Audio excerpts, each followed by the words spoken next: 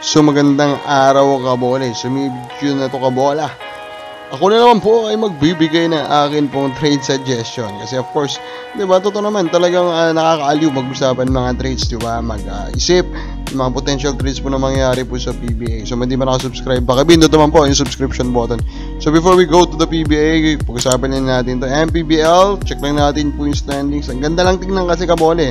Pag standings po sa MPBL. Kasi of course, first, ang daming teams, di ba? So, sobrang gandang kapitingnan. Other than that, kita nyo ba yan? Tatlo yung undefeated at the recording of this video. San Juan, Nueva Ecija, Quezon, kabole. And of course, we know, Binyan is also undefeated currently.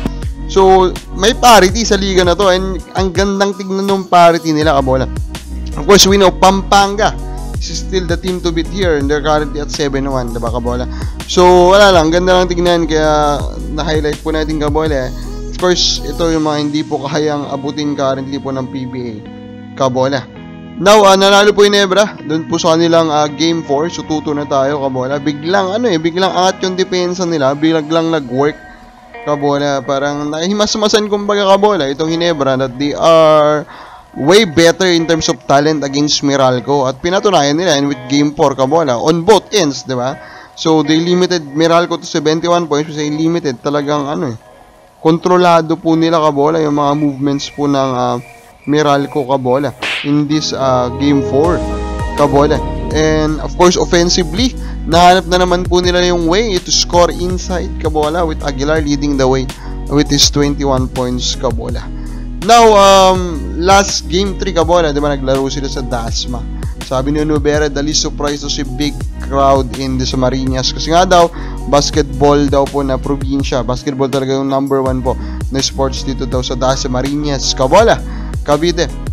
And again, paulit-ulit naman na natin sinasabi, this is the way for them to look like tinatao pa rin po sila, kabola. The more regional games, kabola, the better for the PBA, especially its image, kabola. Now, ito pa yung maganda pag-usapan. Sa NLEX daw, kabola, meron nang namumuong potential po na pagpapalit po ng coach. Of course, si Coach Frankie Lim, I think nakadalawang taon na rin po siya, kabola, leading this charge. Unfortunately for Coach Frankie Lim, of course, never naman talaga siyang nabigyan po ng full pack, kabola, na lineup, diba? Kasi alam naman natin yung nangyayari, diba?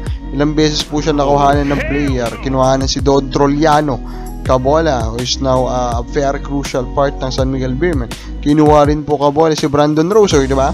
So talagang sobrang laki po ng mga nawawala po na player dito po kay NLEX. In a way, they are basically a farm team na, kabola, diba? So, kumbaga, I do not think Frankie Lim deserve this, kabola, pero kung gusto po ng management na bagong coach ulit, diba, para meron na naman pong, kumbaga, source of ray of hope, kabola, edi sa kanila po yan. Now, ito na po, kabola. TNT and Magnolia, they disappointed this Philippine Cup, diba? Expected natin yan, mga semis yan, minimum, kabola. So, pag-usapan natin, ano yung pwede nilang trade na gawin between the two of them that can help each other.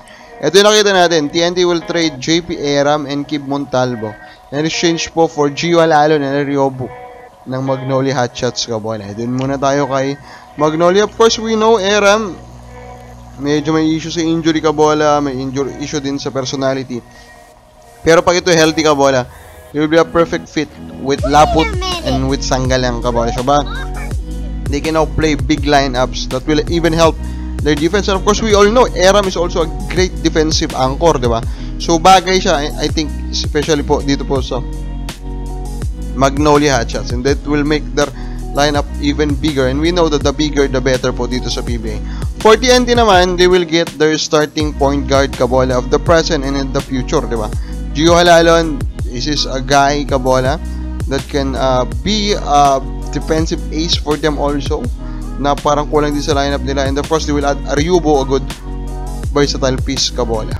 Kabola, okay ba itong trade na to? Kami na po sa baba.